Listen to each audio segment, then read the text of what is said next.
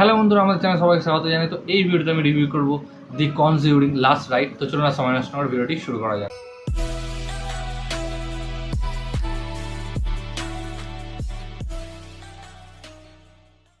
তো এই যে দ্য কনজিউরিং লাস্ট রাইট, এই সিনেমাটা হচ্ছে এই সিনেমার শেষ পার্ট এবং এই সিনেমাটা আমার দেখার ইচ্ছা ছিল, যেহেতু কনজিউরিং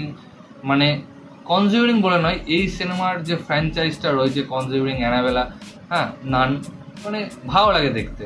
তো সেই কারণে দেখার খুব ইচ্ছা ছিল, বাট দেখতে অনেকই দেরি হয়ে গেল। 2025 সালে বেরিয়েছে, আমার দেখা হয়নি, তো আমি দেখে ফেললাম। তো কেমন হলো এই সিনেমাটি? তো প্রথমে আমি বলি কনজিউরিং 1 এবং কনজিউরিং 2 এর কথা। তো কনজিউরিং 1 এবং কনজিউরিং 2 একটা দারুণ সিনেমা ছিল, যেটি ডিরেক্ট করেছিলেন জেমস ওয়ান। এবং জেমস ওয়ান এই ধরনের হরর মুভি দারুণ ডাইরেক্ট করেন, এবং আমি তো পার্ট 2 দেখে ফ্যান হয়ে গেছিলাম। এবং যেই ধরনের এলিমেন্ট ছিল ভয় পাওয়ার, সেটা আমার বেস্ট লেগেছিল কনজিউরিং 2 এ।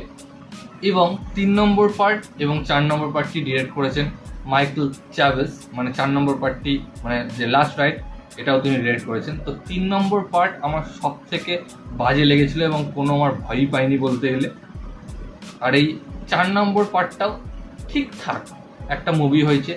হ্যাঁ, যেহেতু লাস্ট পার্ট ছিল সেই কারণে হাইপ ছিল এবং লোকে দেখেছে, এবং সব থেকে বেশি বক্স অফিস করেছে, প্রায় 499 মিলিয়ন দেখলাম উইকিপিডিয়াতে, প্রায় 500 মিলিয়নের কাছাকাছি।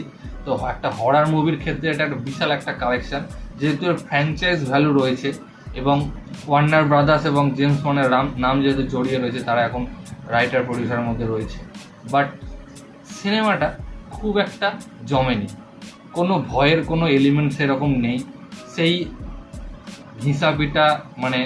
ঘিসাপিটা বলবো না, সেই সত্যি গল্প নিয়েই করা, যে দুটো কাপল এই ভূতকে তাড়ানো নিয়ে যে কাজগুলো করতো আমরা প্রথম থেকে দেখে আসছি।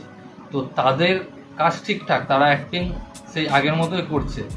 এবং এখানে আরেকটা এলিমেন্ট জড়ো হয়েছে যে তার মেয়েও এর সাথে জড়িত হয়ে পড়ছে এই ভূত তাড়ানোর সঙ্গে। বাট যে ভয়ের যে ব্যাপারটা, যে ভূতের সিনেমা দেখবো কেন, ভূতের সিনেমা দেখবো কারণ যে হ্যাঁ দেখে ভয় লাগবে, হাত পা কাঁপবে, মনে হবে হ্যাঁ যে একটা সিনেমা দেখলাম। তো সেই ধরনের আমি এলিমেন্ট সত্যি খুঁজে পাইনি। আমার একটা ঠিকঠাক খাজা সিনেমা ঠিকঠাক সিনেমা লেগেছে। আপনি ইচ্ছা হলে দেখতে পারেন, নাও দেখতে পারেন। যেহেতু এর সবকটা পার্ট আপনি যদি দেখে থাকেন তাহলে হয়তো দেখতে পারেন, ইচ্ছা হলে দেখবেন, আমার কোনো জোর নেই।